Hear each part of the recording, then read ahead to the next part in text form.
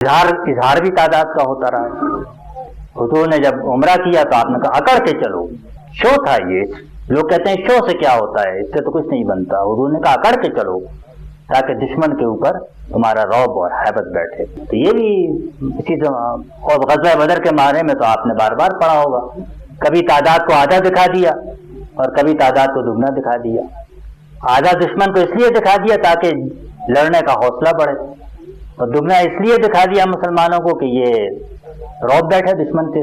یہ جو تعداد کا ایک تصور ہم بھی کرتے ہیں، مجمع 5000 کا ہوتا ہے، ہم کہتے ہیں نہیں 10,000 آدمی موجود تھے، مخالف کہتے ہیں نہیں 1,00,000 تھے وہاں پر جمع۔ یہ تو جو تاثر بیٹھتا ہے، تو تعداد کے بارے میں یہ استفاق جو ہے یہ صحیح نہیں ہے، بلکہ تعداد جہاں تک میں سمجھتا ہوں بڑی اہم چیز ہے۔ اگرچہ کسی بات کا مطلب یہ نہ لیں، اس کے معنی یہ ہے کہ جو معیارات ہیں ان کو آدمی ترک کر دے۔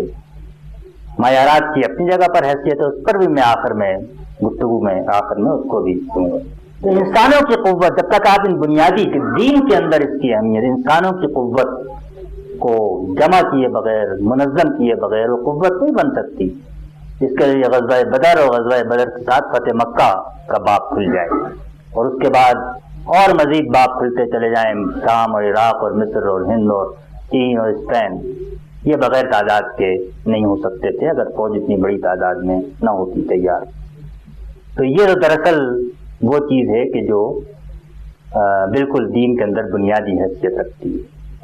پھر کسی کام کو کرنے کے، جیسا میں نے کہا کہ کئی طریقے ہوتے ہیں، جیسا ہم نے کہا کہ ہم تو ایسے لوگوں کو منظم کریں گے، یہ بھی ہو سکتا تھا کہ ہم کہیں کہ نہیں ہم منظم نہیں کریں گے، بلکہ ہم تو صرف واعظ و نصیحت کر کے لوگوں کو چھوڑ دیں گے۔ تو میں سمجھتا ہوں کہ یہ بھی کوئی ایسی بات نہیں کہ کوئی کہتا کہ شریعت کے خلاف ہے، کم سے کم میرا مسلک تو اتنا ہی وسیع ہے۔